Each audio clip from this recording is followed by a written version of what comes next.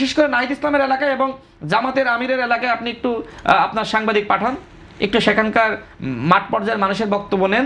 কেউ বিশ্বাস করে না যে জামাতের আমির আসলে জনগণের ভোটে ঢাকা 15 আসনে এমপি নির্বাচিত হয়েছে। জামাতের আমির ডক্টর শফিক সাহেবের আসন এবং নাহিদ ইসলাম আসন সহ আরও বেশ কিছু আসন যেগুলি এই অন্তর্বর্তী সরকার এবং ডিবি স্টেট এরা সবাই মিলে জিলে তাদেরকে একটু একটা শক্তিশালী বিরোধী দল দেখানোর জন্য জামাতের পক্ষে 50-এর উপরে আমার মেকানিজম করেছে আমার যা মনে হয়। 50-এর উপরে আমরা যে বলি যে অনেক একদিন পর একটি free fair credible participatory election হলো, তাহলে এই ঘটনা কি নির্বাচনকে প্রশ্নবিদ্ধ করলো না? না, এটা শোনেন, বিএনপি, আমি একটু বলি, ভাইকে সহযোগিতা করি।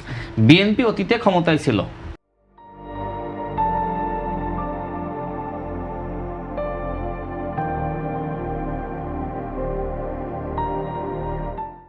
বিএনপি অতীতে তারা অপোজিশনে ছিল।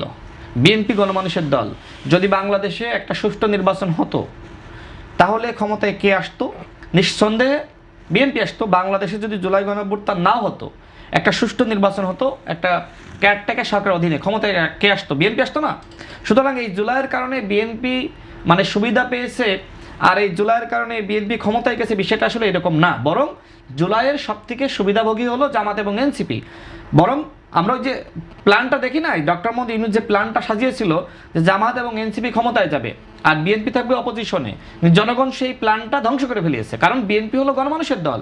তো সেই সময় আমার কাছে মনে হয় যেহেতু নির্বাচনে ফলাফলে দেখা গেল যে বিএনপি সব আসনে মোটামুটি এগিয়ে আছে, জামাতের আমির এবং নাহিদ ইসলামকে যদি আপনি ফেল দেখান, তারা কি নির্বাচন মানত? সুতরাং ডক্টর মোহাম্মদ ইউনূস এবং তার অন্তর্বর্তীকালীন সরকার এবং নির্বাচন কমিশন সেই সময় জামাতের আমির ফেল করা সত্ত্বেও তাকে পাশ দেখিয়েছে, নাহিদ ইসলাম ফেল করা সত্ত্বেও তাকে পাশ দেখিয়েছে এবং জামাতকে একটি শক্তিশালী বিরোধী দল হিসেবে বিভিন্ন জায়গায় তারা যেখানে একটু কম ভোট পেয়েছে আমার কাছে মনে হয় সেখানে পাশ দেখিয়েছে।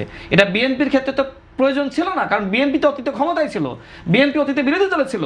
বরং প্রশ্ন হলো যে জামাত কিভাবে অতীতে সর্বোচ্চ 18টি আসন পাওয়া দল কিভাবে এতগুলো আসন পেল, সেই প্রশ্ন তো মানুষের মনে। মানুষ বিশেষ করে নাহিদ ইসলামের এলাকায় এবং জামাতের আমিরের এলাকায় আপনি একটু আপনার সাংবাদিক পাঠান, একটু সেখানকার মাঠ পর্যায়ের মানুষের বক্তব্য নেন। কেউ বিশ্বাস করে না যে জামাতের আমির আসলে জনগণের ভোটে ঢাকা 15 আসনে এমপি নির্বাচিত হয়েছে। নাহিদ ইসলামের আসনে জিজ্ঞেস করে আসেন, সেখানকার বিএনপির নেতা কায়ুম ভাই এলাকার ছেলে, এতটাই জনবান্ধব, সেখানকার মানুষও বিশ্বাস করে না যে জনগণের ভোটে নাহিদ ইসলাম এমপি নির্বাচিত হয়েছে। আপনার আসনটি মানে হাতছাড়া হওয়ার কারণ না, আমার আসন তো আপনি নিশ্চয়ই জানেন যে আমি ঝিনাইদহ 2 আসনে নির্বাচনের প্রস্তুতি নিয়েছিলাম। আমাকে পরবর্তীতে দলীয় সিদ্ধান্তে আমাকে 4-এ পাঠানো হয় এবং সেখানে একজন বিএনপির বিদ্রোহী প্রার্থী ছিল।